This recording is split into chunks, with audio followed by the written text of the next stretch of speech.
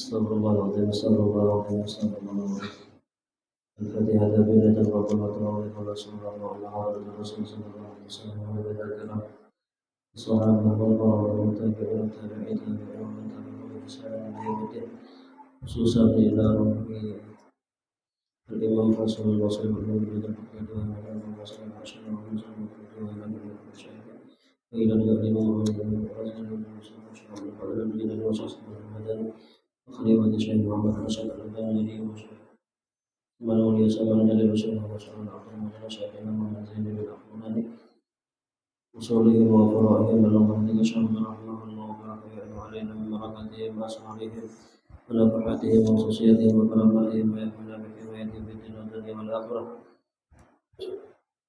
على من نوى به شيخنا إلى حضرة النبي وآل بيت الكرام شيخ لهم الفاتحة إن شاء الله بسم الله إياك نعبد وإياك نستعين اهدنا الصراط المستقيم صراط الذين أنعمت عليهم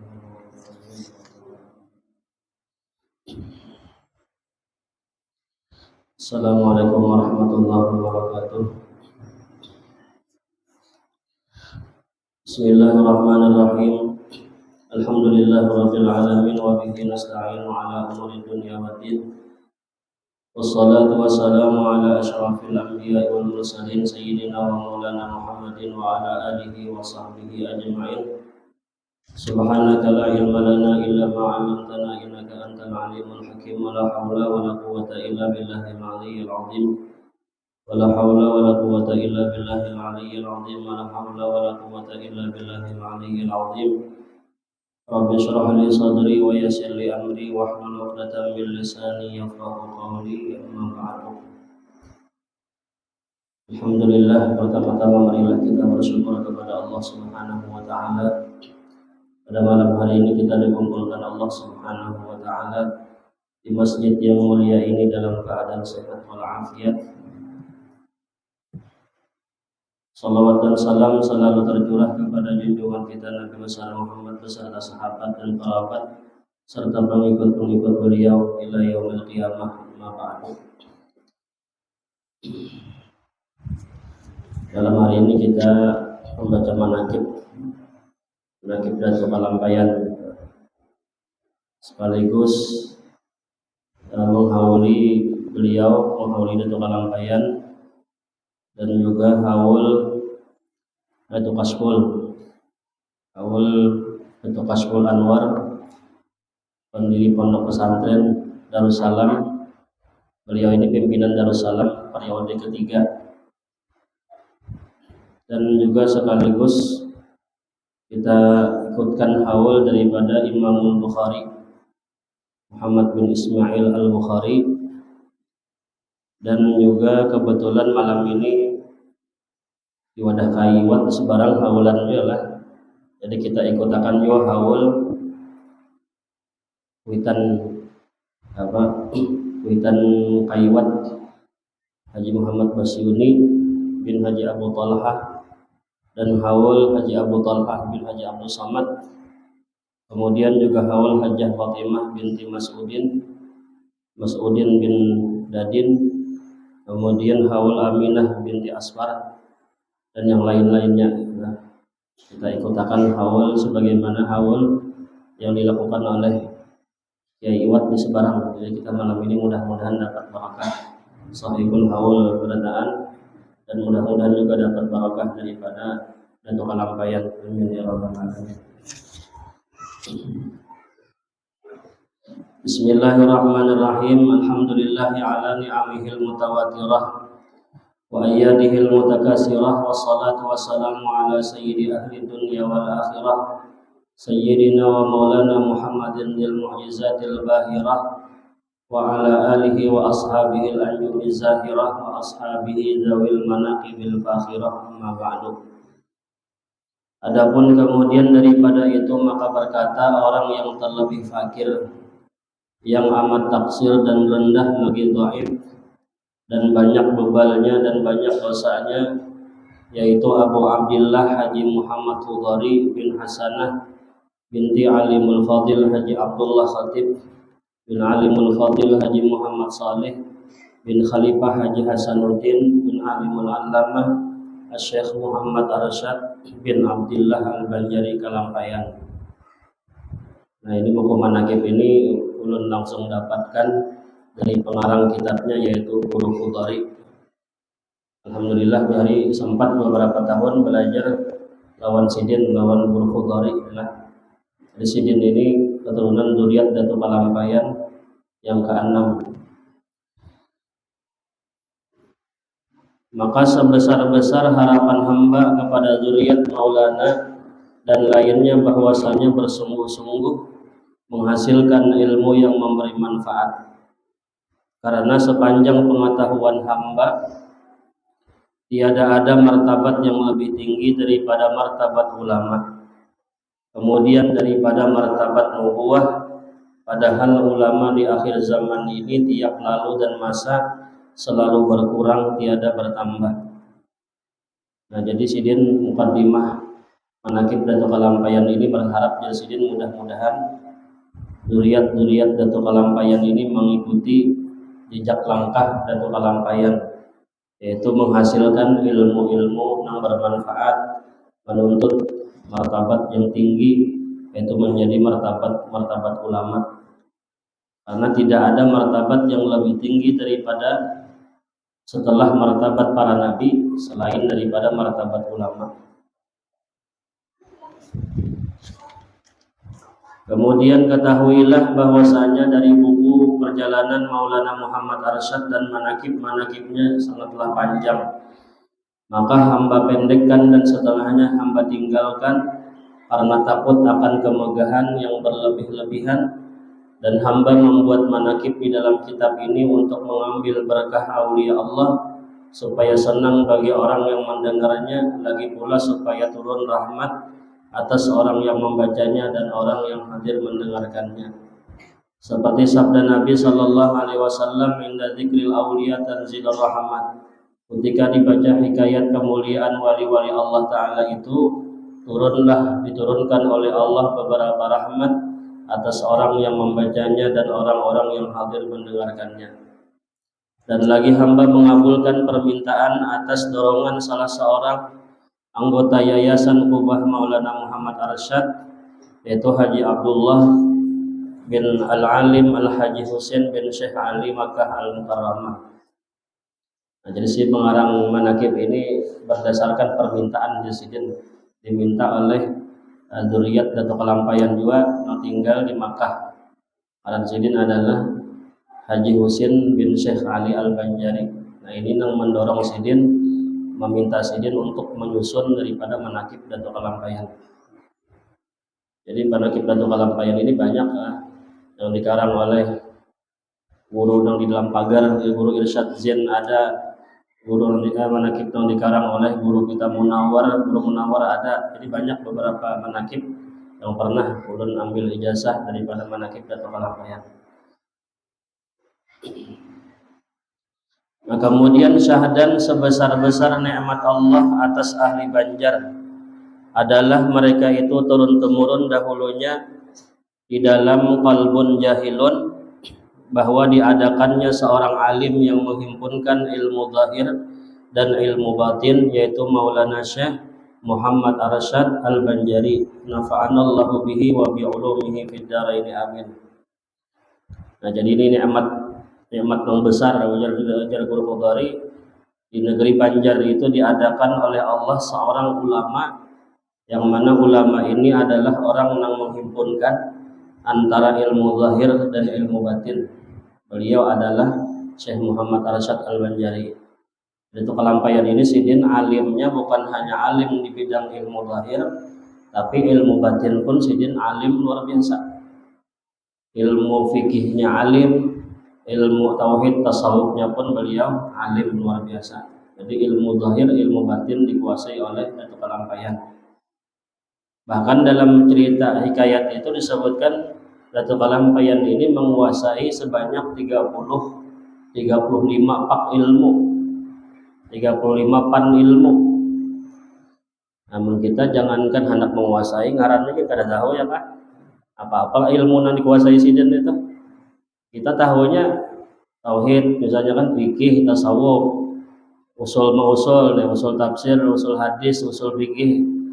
Kemudian ulang ilmu alatnya, nahwu, saraf, mantik, balaghah, ilmu arut macam-macam, paling 10 buting lah atau 15 lah dibanyakan 6 tahun ya. Nah, presiden berapa? 35 pak ilmu yang dikuasai oleh Datuk Kalampayan. Bahkan sampai ilmu falak pun beliau ini ahli luar biasa Datuk Kalampayan. Ilmu masalah perbintangan, ilmu masalah falak, ini alim Presiden Datuk Kalampayan. Makanya ada beberapa karena kiblat masjid yang dirubah oleh Datuk Kalampayan di daerah Betawi di Jawa situ. Ini beliau melihat masjid ini banyak yang salah kiblatnya. Beliau melihat salah kiblat itu dengan ilmu kasyaf beliau iya, dengan ilmu falak sidin iya. Karena beliau dapat mengetahui ini bila matahari ke sini, nah ke sini arah kiblat. Dan sempat terjadi ketika itu perselisihan antara Datuk Kalampayan lawan tokoh-tokoh di Betawi situ. Wajah orang Betawi situ, tokohnya kami sudah ratusan tahun, puluhan tahun berdiam di sini nih. Ya kan sembahyang di masjid sini kadang-kadang memadahkan salah kiblat kami. Ian datang-datang menyalahkan kiblat kami. Apa dalilnya kita? Apa buktinya? Datuk Kalampayan sidin jelaskan sidin ilmu ilmu masalah ilmu falaknya. Kemudian bahkan dijelaskan beliau aja, tapi beliau berdiri ketika itu menghadap jamaah di masjid, menghadap ke arah jamaah, diangkat sidin, baju sidin ketika itu terlihat di bawah lengan baju sidin itu kelihatan Ka'bah. Langsung jamaah yang melihat ketika itu langsung percaya, takjub dengan karamah Datuk Kalampayan. Jadi bukan hanya ilmu zahir saja yang dikuasai Datuk Kalampayan, bahkan ilmu batin pun, ilmu kasyaf pun beliau dapat memperlihatkan kepada jamaah ketika itu. Dan pernah juga Datuk Kalampayan ini diuji oleh orang-orang Belanda, tentara jenderal Belanda. Ketika jenderal Belanda ini berapa kedalaman lautan yang kapal kita tumpangi nih.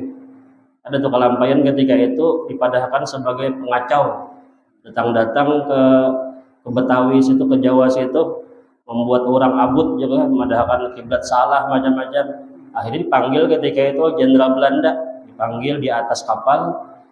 Nah kemudian ujar jenderal Belanda tadi, belum betakon lawan pian bang, lautan yang kita tumpangi kapal ini berapa dalamnya lautan ini?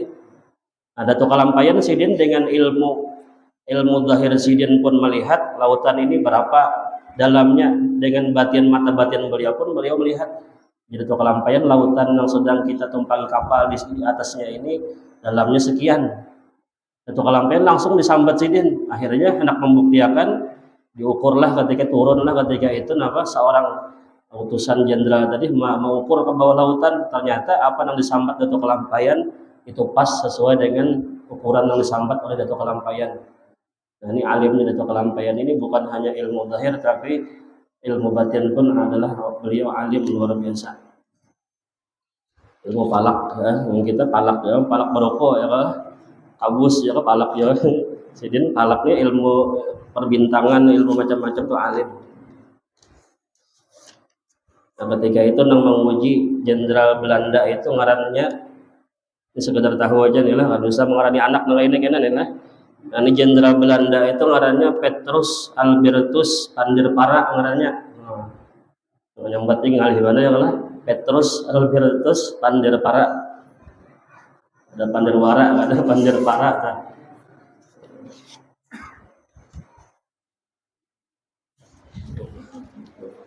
Terus lagi lah.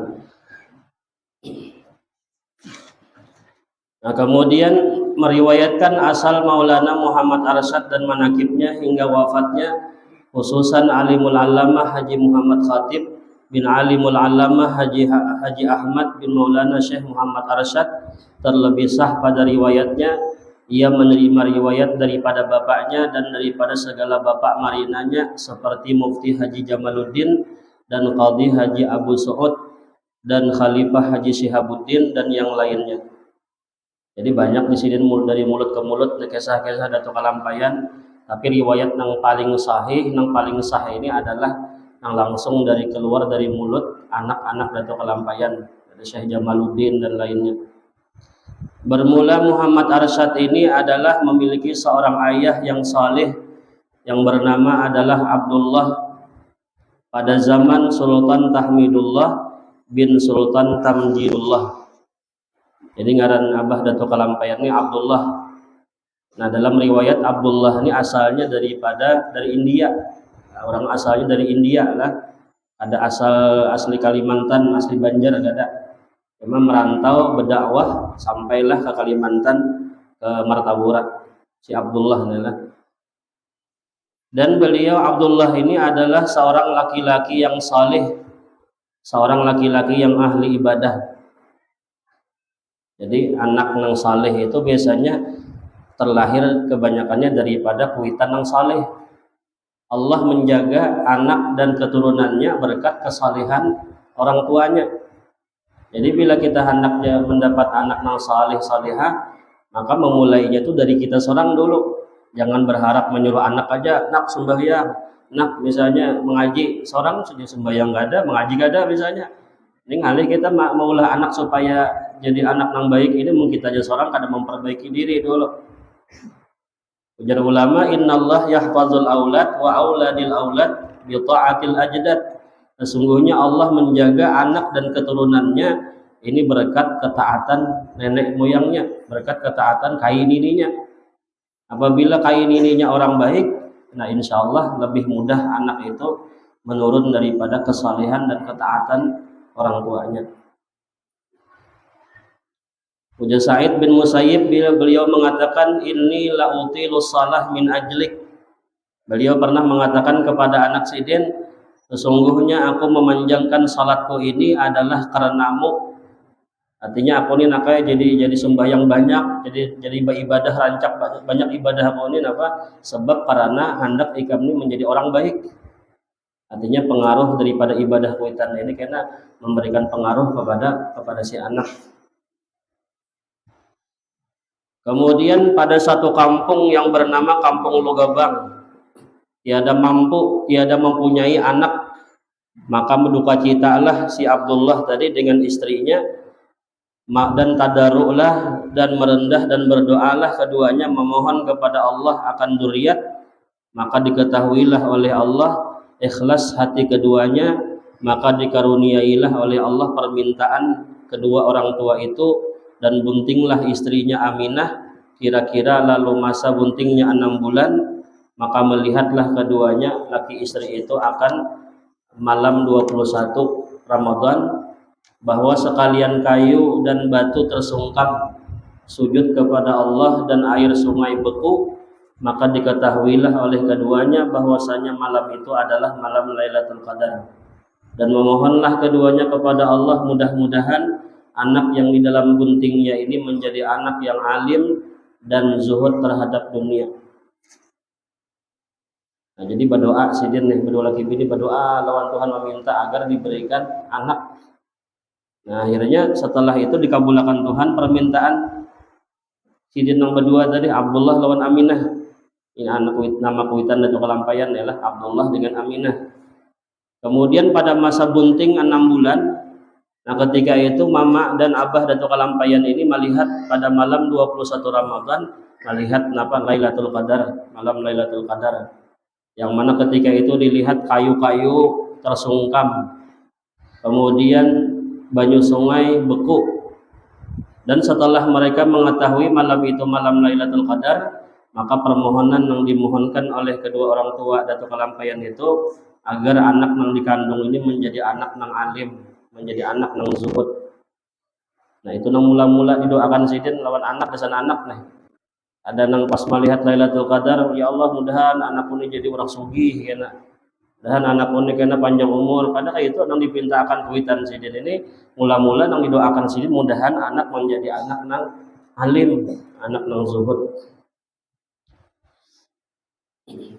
Itu Habib Umar kan, Habib Umar di Yaman lah, yang terkenal ya kan Habib Umar Hafiz Itu Mama Sidin itu ketika Ma'ayun mengguringakan anak, itu dalam kisahnya itu selalu si Mama ini waktu Ma'ayun itu doanya apa?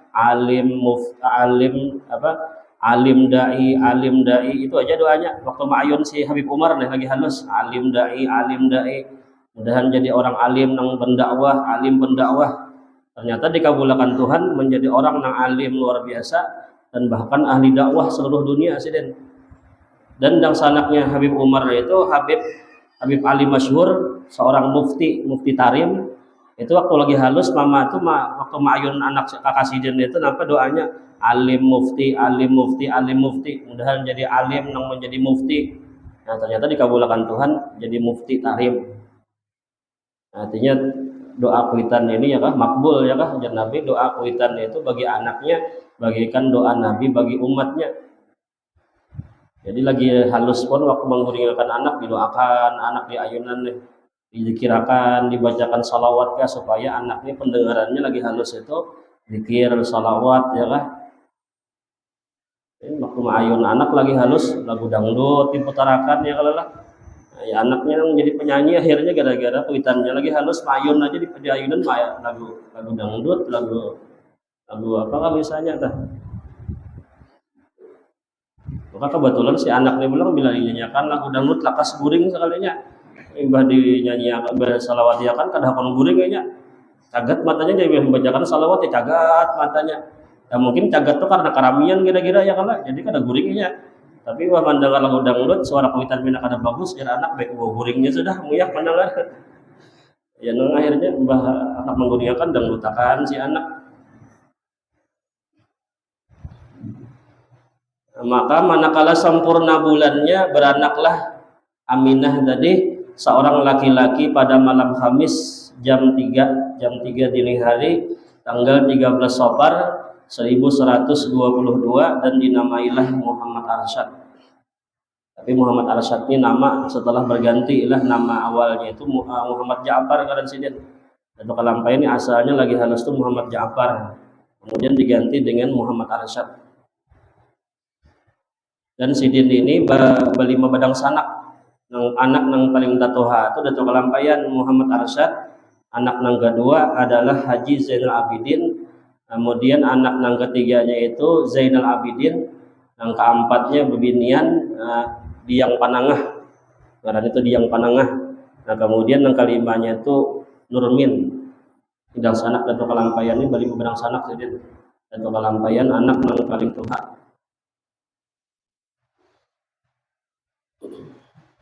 Dan kemudian pada saat umur Datuk Kalampayan 8 tahun sempurnalah akalnya dan taat kepada ibu bapaknya dan dia memperbuat pekerjaan yang ajaib-ajaib yang tiada layak dengan muda umurnya. Setengahnya adalah beliau melukis ia akan rupa-rupa gambar kayu dan yang lainnya yang amat elok pada suatu papan, pada satu lauh atau papan. Maka pada suatu hari datanglah Sultan Tahmidullah serta beberapa menterinya pada satu kampung, pada kampung Logabang itu, dan melihatlah ia akan rupa-rupa gambar yang sangat elok dan ditanyakanlah oleh si raja tadi siapakah yang memperbuat rupa-rupa gambar elok ini. Maka dikata orang ketika itu anaknya Abdullah. Maka dipanggillah Abdullah dan istrinya, dan Raja Sultan Tahmidullah meminta anaknya Muhammad Arsyad agar dibawa ke kerajaan, agar dijadikan sebagai anak angkat oleh Sultan Tahmidullah. Maka dikabulkanlah oleh keduanya permintaan Sultan itu, maka dibawalah ke kerajaan Datuk Kalampayan dijadikan sebagai anak angkat daripada Sultan Tahmidullah. Nah jadi waktu umur 8 tahun Sidin ini harap sudah bergambar-gambar, menggambar pemandangan, menggambar pepohonan macam-macam. Jika seandainya dilihat umur nang saya itu tuh kada mungkin orang bisa meulah nang kayak itu. Tapi Datuk Kalampayan bisa susin meulah apa macam-macam gambar-gambar. Sesuai dengan Abah Sidin kan Abdullah ini dalam riwayat ahli mengukir. Jadi kayu-kayu itu diukir menjadi ukiran-ukiran yang luar biasa. Menurun bakat itu kepada Datuk Kalampayan harap melukis Sidin. Nah kemudian setelah itu raja membawa Datuk Kalampayan ke kerajaan, maka sangat kasih sayanglah sultan kepada Muhammad Arsyad, dan diperbuatnya lah seperti anaknya sendiri karena sayangnya luar biasa, diperlakukanlah Datuk Kalampayan seperti anaknya sendiri.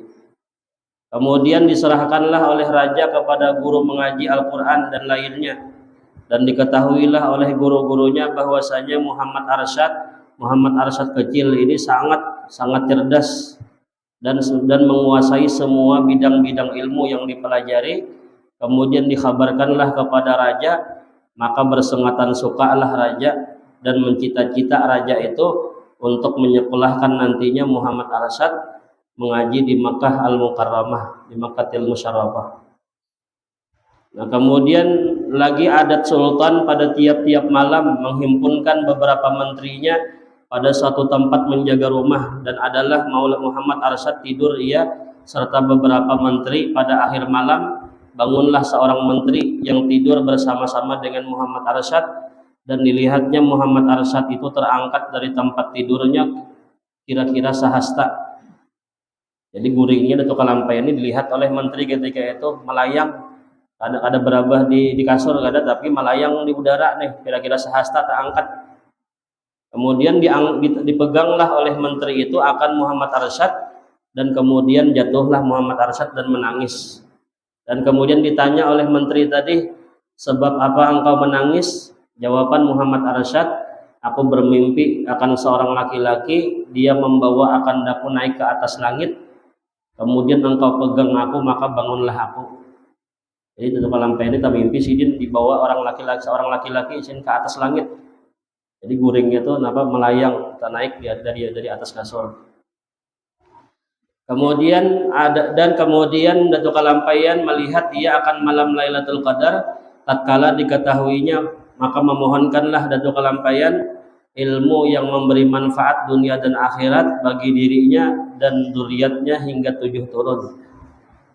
Nah, ini yang pertama kali Datuk Kalampayan sih batamuan melihat Lailatul Qadar pada saat umur beliau itu masih belas-belasan ya kita, waktu masih jadi pemuda. Dan yang dipinta Datuk Kalampayan waktu melihat ketika itu adalah diberikan Allah ilmu yang bermanfaat dunia akhirat. Gasan sidin, gasan zuriat sidin 7 turunan sampai ke bawah. Nah, ini penting bagi kita adalah bila kita di tempat-tempat yang mustajab atau waktu-waktu yang dikabulkan Tuhan doa, itu yang paling penting tuh minta agar diberikan Allah ilmu yang bermanfaat dunia akhirat, gasan kita dan gasan zuriat kita.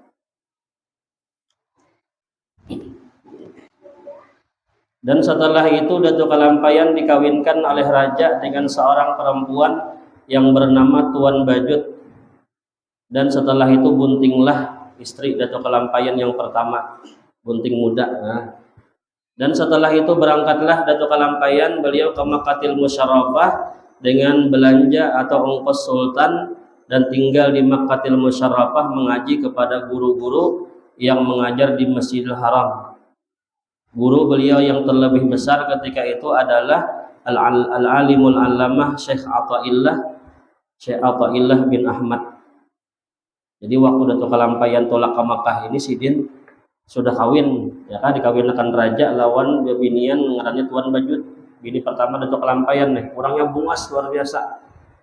Karena raja nih memilih gasan anak angkat, karena mungkin orang yang biasa ya kan, pilihan yang paling bungas banget dikawinkan. Nah, mbah kawin itu Datuk Kalampayan bini rahatan betianan, hamil muda, berangkat sini ke Makkah, ditinggalkan sini bini sidin. Mungkin bayangkan orang bahari itu himmahnya ya semangat belajar mengaji nih kada terputus gara-gara hanya kawin aja. Padahal Rasulullah itu mengatakan dzubihal ilmu baina fakhidail mar'ah, ilmu itu tersembelih ya Nabi di antara dua paha babinian. Artinya bila orang sudah kawin ini tarasain itu ya kan alih mengaji. Tersembelih ilmu, artinya bila sudah kawin ini kan koler mengaji jadinya. Lagi anom tercangkal mengaji ke mana-mana, tapi bila sudah kawin berkurang, apalagi sudah beranakan 2-3 ekor misalnya. Namun kawa juga mengaji sudah kawin, sudah juga beranakan, sudah juga masih kawa aja mengaji cangkal. Nah, ini orang yang luar biasa ngarannya, orang yang luar biasa. Datuk Kalampayan ujiannya bini rahatan betianan, bini orangnya bungas luar biasa, kalau tinggalkan ke Makkah mengaji. Jakanya mengaji nang di sekitaran nang di Martapura aja, wajar-wajar aja kan, misalnya Martapura hulu sungai, kau aja bolak-balik aja deh. Ini ke Mekah, Mekah ini di zaman dulu kan ada bang nang pesawat bolak-balik hari-hari balik sehari sampai langsung ya kan. HP gak ada, bateleponan gak ada kawa hari, tolak ke Mekah sih deh. Nah maka badi yang di Mekah itu berapa mengajinya? Di kota Mekah Sidin belajar mengaji di sana 30 tahun di Mekah. Ditambah pulang di Madinah 5 tahun, 35 tahun di Madinah. Nah, Datuk Kalampayan waktu berangkat itu Sidin umur Sidin 35, umur 35 tahun berangkat. Kemudian berdiam di Makkah 30 tahun, mengaji di Makkah, di Madinah 5 tahun, 35 tahun, berarti jumlahnya berapa? 75 tahun umur Sidin, 70 tahun umur Sidin. Hanya bulik dari kota Madinah. Dan bahkan ketika Sidin tahu kabar ketika itu disuruh bulik oleh bini Sidin waktu masih di Mekah ya kah, kurang lebih 30 tahun di kota Mekah, datang dengan sang Sidin yang bengaran Haji Zainal Abidin. Waktu itu kan hendak mengerjakan ibadah haji ya kah, di musim haji. Ujar Haji Zainal Abidin, Muhammad Arsyad bini pian bapasan nah nang di kampung halaman pian bapasan, semalam bini pian nang batianan tuh anak pian lahir sudah. Anak pian kalawasan meninggalkan, lahir anak pian, anaknya babinian. Dan pasan bini pian tolong cariakan minantu gasan anak, gasan laki anak pian. Ini nah cincin nah dipesani oleh bini pian, cincinnya gasan apa? Gasan tunangan bahasa kita nih, gasan ikatakan. Nah ketika itu Datuk Kalampayan karena dipesani oleh nang bini di kampung halaman ya kah, nang sanak nih memesani juga, akhirnya dipilihlah, dicarilah ketika itu minantu gasan anak nang di Martapura. Yang dipilih oleh Datuk Kalampayan ketika itu kekawanan Sidin mengaji di sana. Datuk Kalampayan ini waktu mengaji di Mekah itu berempat bakawan Sidin. Datuk Kalampayan, Syekh Abdul Wahab Bugis, Abdurrahman Misri, lawan Abdul Samad Palembang. Nang bertiga ini diundi Sidin nang begulak nang kayak arisan dah. Nah, siapa nang gugur ngarannya itu nang jadi minantu Sidin. Abdul Wahab Bugis, Abdurrahman Misri, lawan Abdul Samad Palembang digulak Sidin, ternyata nang gugur ketika itu ngarannya adalah Abdul Wahab Bugis. Nah, Abdul Habis ini yang dinikahkan Sidin jadi minantu oleh Datuk Kalampayan. Nah, tapi imbah dinikahkan itu dalam riwayat Sidin ini kada langsung bulikan ke mana, ke Martapura. Kawan minantu nih masih mengaji aja pulang ke Mekah, ke Madinah. Di Madinah 5 tahun pulang di Madinah. Mengaji lawan Syekh Saman ya kah, lawan guru-guru ulama besar di kota Madinah. Dan bahkan ketika itu Datuk Kalampayan ini imbah 5 tahun di Madinah hendak pulang tolak ke Mesir. Tapi ketika itu Syekh nang hendak ditangi di Mesir ini sudah terdapat di kota Madinah, yaitu Syekh Sulaiman Kurdi. Belajar di Madinah ketika itu oleh Syekh Sulaiman Kurdi nih. Ujar Syekh Sulaiman Kurdi, bukan nikam kada usah lagi ke Mesir mengaji, karena di Mesir itu kada ada orang yang lebih alim selain aku, yang paling alim sudah. Jadi cukup aja sudah bukan nikam belajar lawan aku, belikan aja sudah. Akhirnya Datuk Kalampayan belikannya boleh kemana? Pertama-tama nang disinggahi Datuk Kalampayan itu kan di daerah Sumatera, ya kan, di Palembang. Hanya turun ke Betawi, ke Jawa, hanya bulikan ke Martapura. Nah, ringkas cerita ketika sampai di Martapura, ternyata anak nang dipesani hendak minta jadi akan minantu itu kawin sudah sekalinya. Karena kelawas-lawasannya kalau kada tahu kabarnya kawin sudah. Kawin lawan laki-laki ngarannya Usman. Anak apa? Nang dikawinakan oleh bini Sidin nih. Usman ngarannya lalakiannya. Anak Datuk Kalampayan yang pertama itu ngarannya Syarifah. Nah, pernikahannya sah aja ya kah, pernikahan Datuk Kalampayan ketika itu sah, pernikahan bini Sidin menikahkan anak Sidin lawan laki-laki itu sah juga. Kenapa? Datuk Kalampayan sebagai wali mujbir kan boleh memilihkan minantu negasan anak, memilihkan laki gasan anak Sidin, karena beliau ini statusnya sebagai wali mujbir, wali nang boleh memilihkan anak, laki gasan anak. Dan nang di Martapura pun pernikahannya sah juga. Kenapa? Karena Datuk Kalampayan ini kan ada kabar lagi setelah itu. Ada kabar, kemudian jarak perjalanan pulang jauh. Bahkan dipikir itu kan bila perjalanan ini sampai 2 marhalah 90 km, dan kada ada kabarnya boleh mamanya nang anak babinian tuh boleh mencariakan apa ngarannya minantu nih. Dan yang jadi walinya ketika itu wali hakim. Ya kan, wali hakim. Dipikir itu ada istilah tantaqilul wilayah ilal hakim. Berpindahlah kewalian itu kepada hakim yang menikahkan. Jadi nikahkannya ketika itu si Syarifah nih lawan laki-laki yang bernama Usman. Dan bahkan bukan menikah aja, beranakan sudah pulang. Nah jadi Datuk Kalampayan selalunya membawa minantu sekalinya kawin anak sudah cucu pulang anakan sudah. Nah maka ketika itu keputusannya napa siapa nang paling terdahulu nikah itu nang dianggap napa sebagai suami anak Datuk Kalampayan. Dilihati tanggalnya waktu menikahkan Abdul Wahab Bugis lawan anak Sidin tanggal ini. Kemudian nikahnya Syarifah lawan Utsman tanggal ini. Ternyata dalam riwayat itu dikatakan cuma beberapa jam ini selisih nih.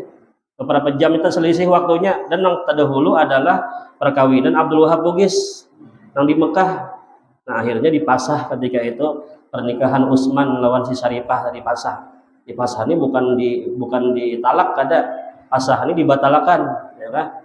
Mentalak itu kan dicerai, maksudnya dipasah, dibatalkan pernikahannya. Tapi sah saja pernikahan anak Datuk Kalampayan itu sah saja, ya kan? Kemudian kawinlah lawan Abdul Wahab Bugis menjadi suami nang sah. Nah Syarifah ini nang melahirkan Muhammad As'ad, ya kan? Muhammad As'ad ini melahirkan nang di Taniran, atau siapa? Kiai Haji Muhammad Sa'aduddin Taniran, nang di Balimau Datuk Ahmad Balimau, nang di Pagatan Syekh Muhammad Arsyad Datuk Lamak Pagatan, nang di Sampit Ahmad Ghazali katanya ujung Padran Sampit nang di Tenggarong Syekh Abu Talha. Nah ini adalah buyut Datuk Kalampayan, anak dari Muhammad As'ad. Muhammad As'ad ini anak daripada Syarifah. Nah Syarifah ini anak daripada Datuk Kalampayan. Itu Syarifah nang kawin ketika itu lawan Utsman tadi. Lawan Utsman nang kawin lawan laki pertama. Dan dalam riwayat Utsman ini kada tahu imbah dipasah nikah itu langsung madam tolak ke mana, kada tahu kuburannya pun kada tahu di mana. Sampai ini kada tahunya kuburan si Utsman tadi. Mungkin karena merasa dipasah nikah itu kabur ke belari ya bahasa gitu ya, kalau lah ada tahu lagi di mana makamnya, ada tahu meninggalnya di mana, ada tahu.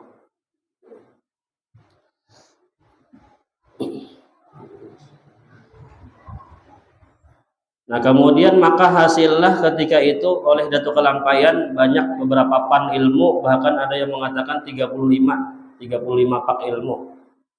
Jadi waktu balik ke Martapura Sidin umur Sidin 70 tahun, dan setelah itu pulang berdakwah di Martapura kurang lebih 30-an tahun. Jadi ada yang mengatakan Datuk Kalampayan itu meninggal pada saat umur 102 tahun, ada yang mengatakan 105 tahun umur Sidin waktu meninggal. Dan setelah beliau kembali ke Martapura, beliau kembali kawin dengan beberapa orang perempuan dan banyak memiliki keturunan. Dan terhitung ketika itu bini Datuk Kalampayan ini jumlahnya berataan 11 berataan bini Sidin. 11 ekong bisi bini ya lah. Ada apa orang tuan guru itu banyak bisi bini ya kalau lah.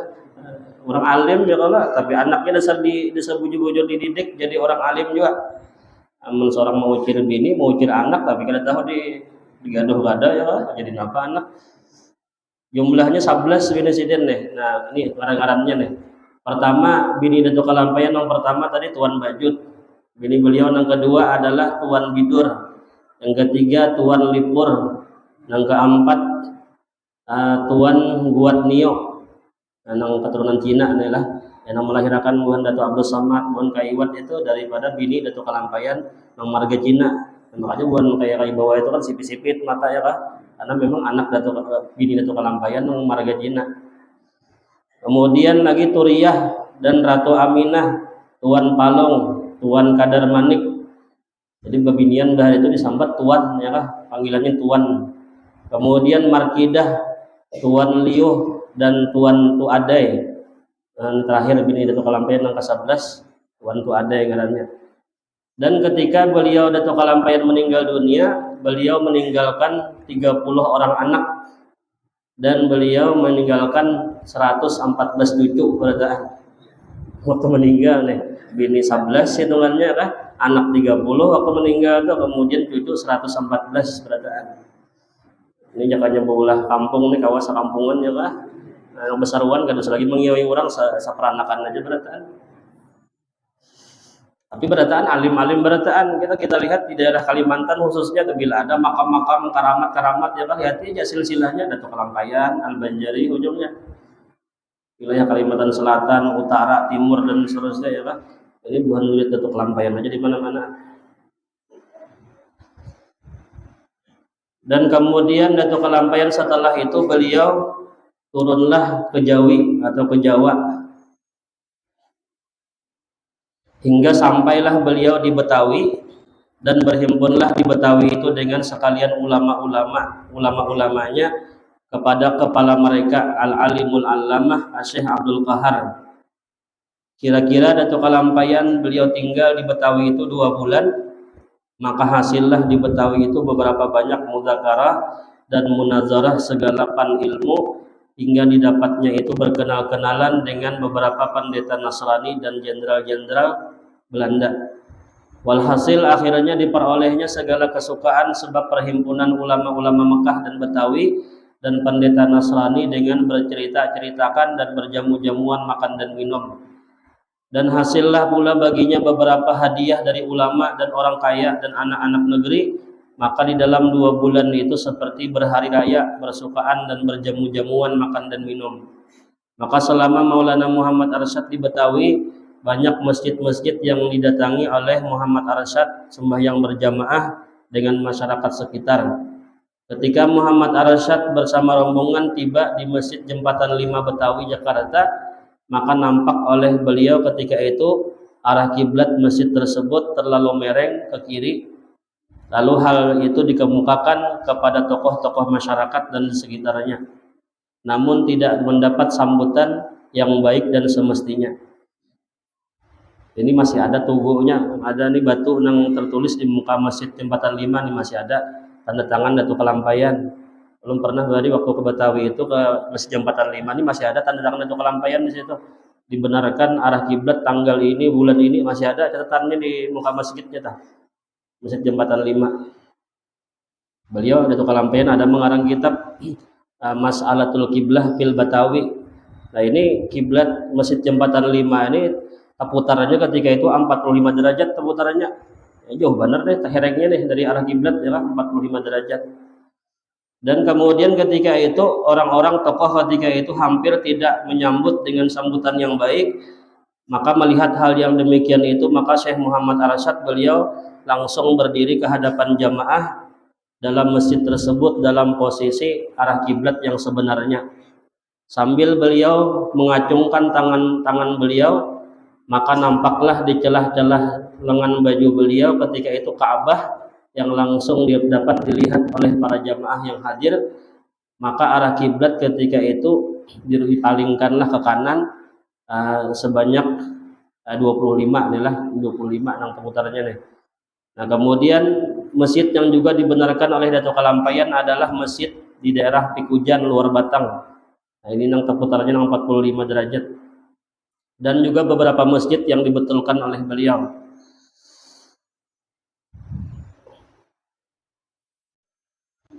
Dan kemudian lagi setengah daripada karamat oleh Datuk Kalampayan, beliau sanggup menghadapi siapapun saja yang berhadapan dengan beliau, bahkan menghadapi gubernur Belanda yang sedang berkuasa, karena banyaknya terjadi peristiwa yang mengejutkan sampai berita itu ke telinga Belanda.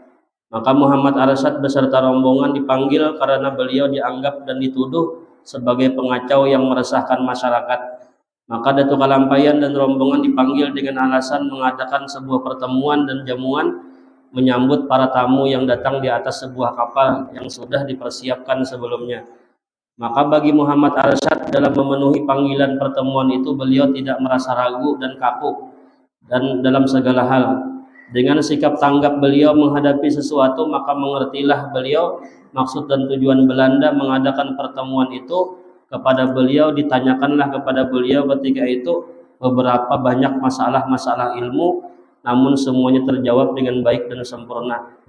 Kemudian ditanyakan juga kepada beliau kedalaman lautan di mana kapal yang sedang berlabuh dan bersandar. Maka Muhammad Arsyad menjawab secara lengkap dan sesuai dengan perhitungan peralatan yang ada pada kapal tersebut. Maka kagumlah ketika itu semua tokoh-tokoh Belanda dan gubernur Belanda ketika itu memberikan gelar kepada Muhammad Arsyad, kepada Datuk Kalampayan dengan gelar atau sebutan Tuan Haji Besar. Tuan Haji Besar ini artinya orang yang alim besar ya. Ini gelar yang diberikan oleh Gubernur Belanda kepada Datuk Kalampayan, Tuan Haji Besar. Ya kalau ini tuh dapat penghargaan untuk profesor Sidin ya kan. Dan pula pertemuan dengan para pembesar tokoh masyarakat Gubernur Belanda masih belum puas dengan pertanyaan yang dijawab oleh Datuk Kalampayan.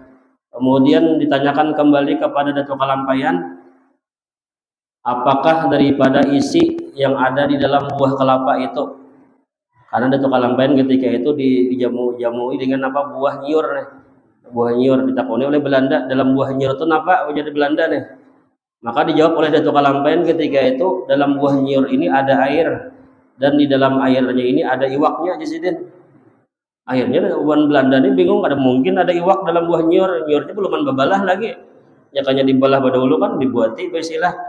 Akhirnya dibelahlah ketika itu kelapa itu, setelah itu memancarlah air dan keluarlah ikan yang masih hidup dari dalam kelapa tersebut. Soalnya iba dibelah melacung soalnya iwak. Tahu iwak apakah ada tahunya bang? Kenapa yang cari di mana ke pelayan kalau ada ya kalau lah. Di sini kan ada bang iwak aja bang, keluar iwaknya lah. Apakah papuyuh apakah ada tahu lah.